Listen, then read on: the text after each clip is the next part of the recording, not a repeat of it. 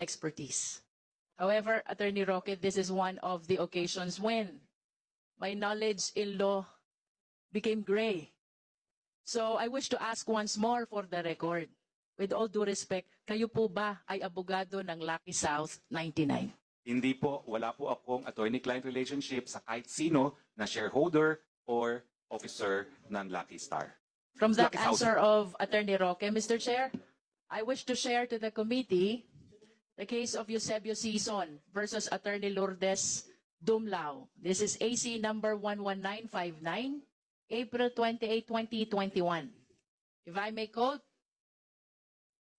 a lawyer-client relationship is established when lawyers consistently manifest to a person consulting them that they would provide legal representation or assistance, regardless of the close ties between the parties or the lack of written contract or the non-payment of legal fees.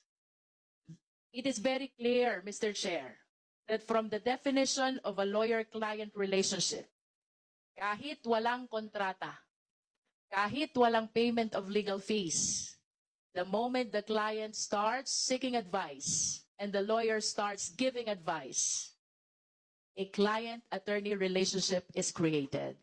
Can we be enlightened on this, Mr. Chair, from Attorney Roque?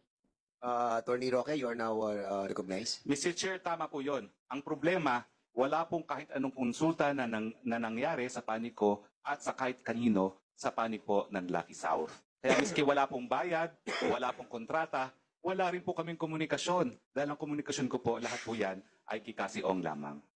I understand, Mr. Chair, that the statement of Attorney Roque, he was never consulted by Lucky South 99, but he has been repeating a while ago that Cassandra Lee Ong is the representative of Lucky South 99. Is it not that the consultations made by Representative Ong with Attorney Roque, the consultations as well that was made by Lucky South 99 with Attorney Roque, Mr. Chair? Mr. Chair, gaya ng aking sinabi po kanina, ang aking attorney-client relationship ay kay Cassandra Ong at kay Whirlwind. Dahil sila po ay umakto bilang ahente ng Lucky South, pero hindi ko po naging kliyente ang Lucky South. Para po siguro malinaw, it is an instance where both Whirlwind and Lucky South will benefit kung magtutuloy ang negosyo ng Lucky South. Kasi kung wala naman po Lucky South, useless yung pinatayong premises ng Whirlwind.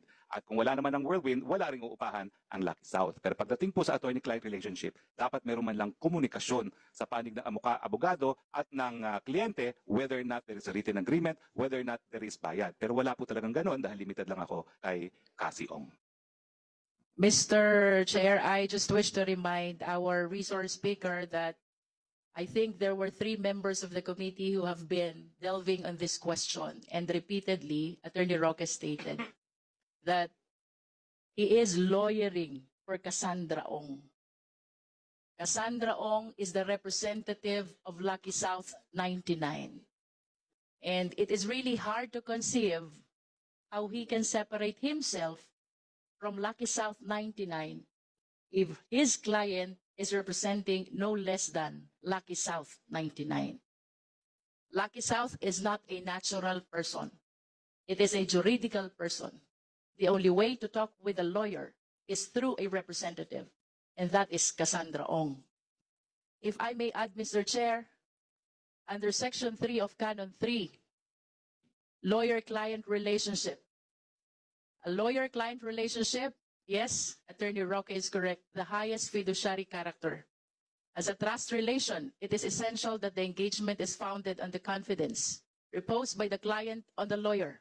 Therefore, a lawyer-client relationship shall arise when the client consciously, voluntarily, and in good faith vests a lawyer with the client's confidence for the purpose of rendering legal services such as providing legal advice, representation, and the lawyer, whether expressly or impliedly, agrees to render such services. There are 2 elements, Mr. Chair. The first element is that the client solicits advice and service of the lawyer. And the second element, the lawyer renders service and advice to the client. I think in the given situation, both were fulfilled.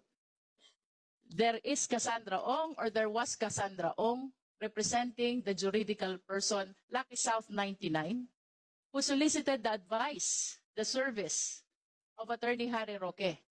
And Attorney Harry Roque physically accompanied Cassandra Ong to PAGCOR, a manifestation of his act of rendering service and advice to his client. I humbly submit, Mr. Chair, that I think there are sufficient legal provisions to establish that a lawyer-client relationship was indeed created with Lucky South 99. Mr. Chair. You want to reply on that, former Secretary Roque? Mr. Chair, I can only say that as a lawyer, I have a different opinion. I acknowledge that there is lawyer-client relationship between me and Cassie Ong as representative of Whirlwind, who in turn acted as agent for Lucky South. But that does not mean that Lucky South gave me their trust and confidence to represent me, and I would repeat it. Kung kukunin po nila ako to quash the raid on their property, I will readily accept it. Pero yun nga po, hindi nila gagawin yun. Dahil sa tingin nila, ang kritiko ng gobyerno, hindi magpapanalo ng kaso sa kanila, magpapalala pa. Yun lang po ang sitwasyon talaga. Mr. Chair, earlier, Attorney Roque likewise stated that Whirlwind is the agent of Lucky South. Does our resource speaker confirm this, Mr. Chair? Yes po. And can agency be implied? Well, it can be implied, but an agency, once delegated, cannot be further delegated. Yun po ang rule. Can it be done verbally? Well, agency is written or verbal. Pero ang sinasabi ko nga po, yung delegated authority to Cassie Ong cannot be delegated any further. Ang pwede lang po mag-delegate talaga ay yung principal. And what, therefore, is your concrete basis why you reached the conclusion that Whirlwind is an agent of Lucky South 99? Well, una-una, Mr. Chair, because that is how Whirlwind explained it to me. And under the circumstance na sila nagpapaupa ng property nila at may interest sila na magpatuloy ang negosyo ng Lucky South, nakita ko naman po kung ano ang interest din ng Whirlwind.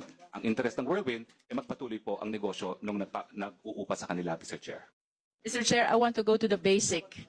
Agency is a contract where there are two parties involved, the agent and the principal. It is hard to conceive, Mr. Chair, that Attorney Roque will be relying on the representation only of Whirlwind without an active participation of the other party who is supposed to be the principal, the Lucky South 99. And even assuming that indeed Whirlwind is an agent of Lucky South, I hope we are reminded as well by the principle that the act of the agent is the act of the principal, and the liability of the agent is the liability of the principal. Similar to attorney-client relationship, there is a fiduciary relationship that is existing between the principal and the client. So I wish to conclude, Mr. Chair, that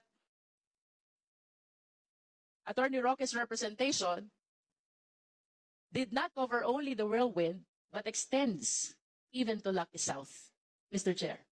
Okay. Thank you so much. Tama-tama yung time mo.